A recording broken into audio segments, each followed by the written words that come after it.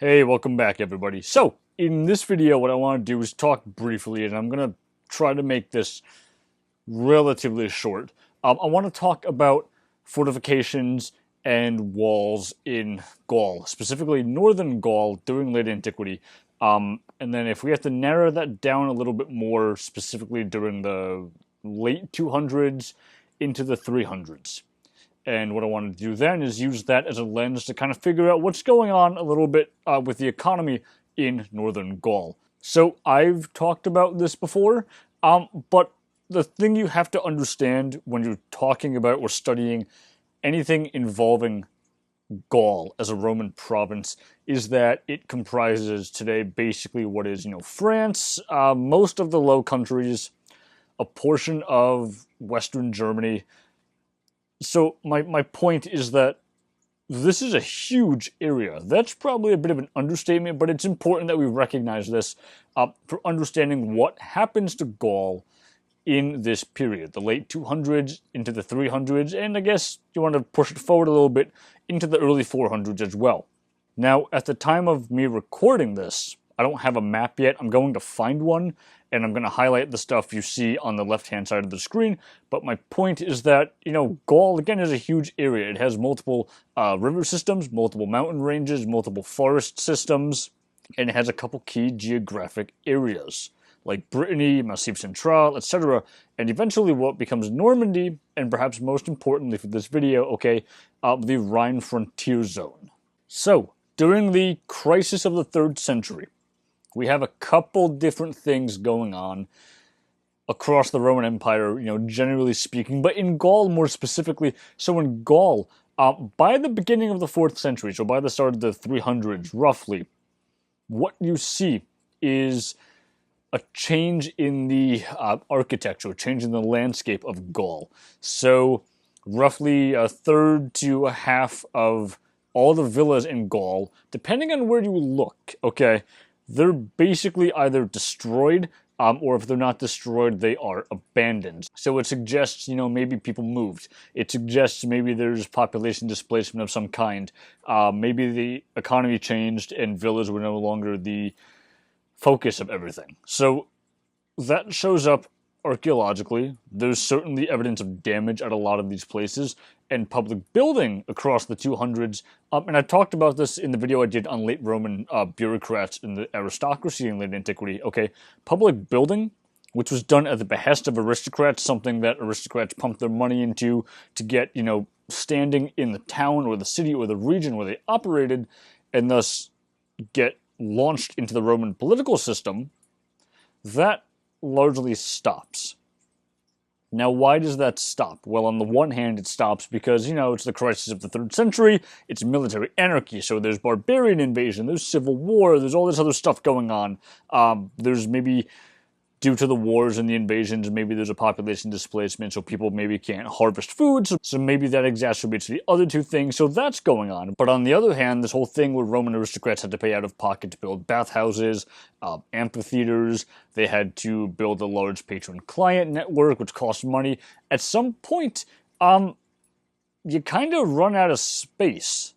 So when you do that, there's maybe not as much of an impetus to do public building on the behalf of the aristocracy, anyway.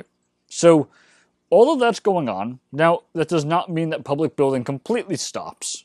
It slows down to a halt in multiple areas, but it doesn't halt completely, but it halts enough that we can really make a statistic out of it. It's noticeable in the archaeology. Now, at the same time, a new kind of structure, a new kind of public building is cropping up all over Gaul, and that is, if not fortifications, complete with towers and bastions, etc. Certainly, walls, at the very least, crop up all over Gaul. And I'm assuming at this point you've probably read the quote by Aristophanes I've got in this little red box at the bottom of the screen here. If you guys have played Civilization 4, you know that you get this quote when you are playing the game and you discover the technology of masonry. But my point with having this in here, is that if you're studying the construction of walls and fortifications in this time period, that quote is pretty apt, right? It's from their foes, not their friends, that cities learn the lesson of building high walls, which suggests that people built fortifications because maybe there was some kind of a problem. Yeah, but there's an issue with that. Now, what is that issue? Well, the problem is that Gallic cities and towns, they start to have walls. These things show up archaeologically towards the last quarter, maybe the last third of the 3rd century. So it's not like during the entirety of the military crisis of the anarchy that people were building fortifications. It happens towards the end, which suggests maybe military problems got worse. Now, going along with that, and we'll get to this picture in a minute. Some of you probably already know what this is. But going along with that, it's not like, with these walls and other fortifications show up, it's not like the whole city or the whole town or the whole village is enclosed by a palisade or a stone wall or earthworks or what have you. It's only a relatively small area. So for example, in Clermont, the city has fairly short walls. In the city of Tours, or what becomes the city of Tours, it's not the entire city that becomes fortified. It's the amphitheater in the city that gets turned into a bastion, into a fortified region. And in Paris, the city island, which you can see in the picture here, this is the island in the center of the river, that is what gets fortified, not the entire town. It's just that area. So what does that then suggest about the construction of fortifications in Gaul in this time period, and maybe a little more broadly about the Gallic economy? Well, we know from doing the excavations, from doing the archaeological dig work of these fortifications, of these walls, okay, that these weren't always solid constructions. These were, more often than not, walls that had the center filled in with rubble. And we can use the rubble to date the construction. Now, it just so happens that dating that construction, because you're using the rubble, poses problems because the rubble is comprised of things like old monuments, old columns, old pieces of stone. Sometimes there's tombstones in there. So these are things which may happen to have some dates.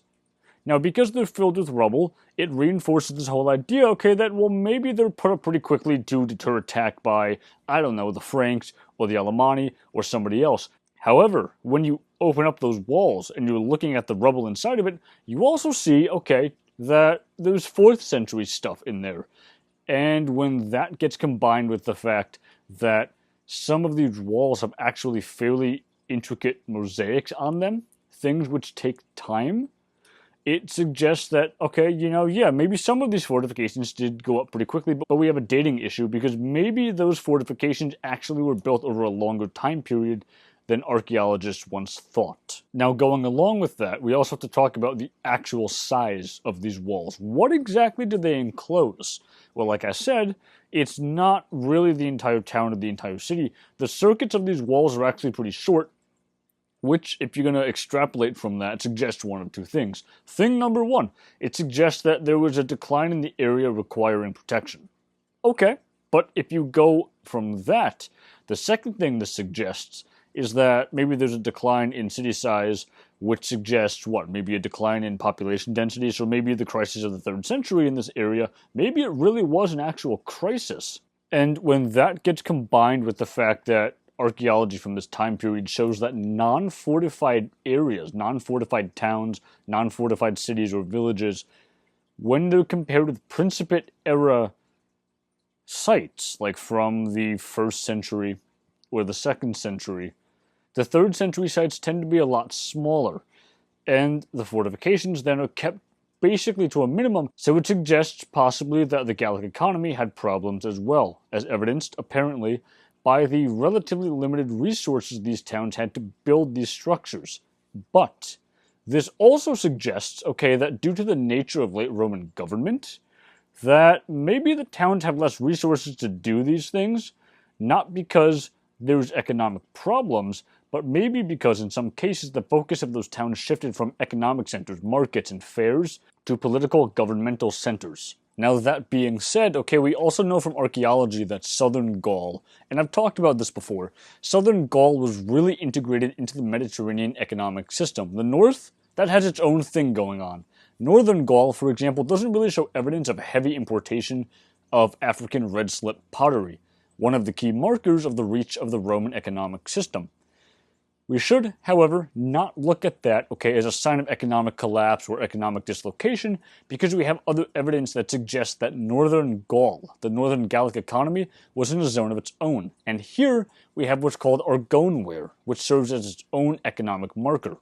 So let's talk about that argoneware for a moment. We have archaeological evidence of this stuff penetrating deep into Scandinavia and into Central Europe, which not only overpowers the evidence we have for any kind of Germanic intrusion into the Roman frontier zone in the 3rd and 4th centuries, but which also heavily revises the parenthesis.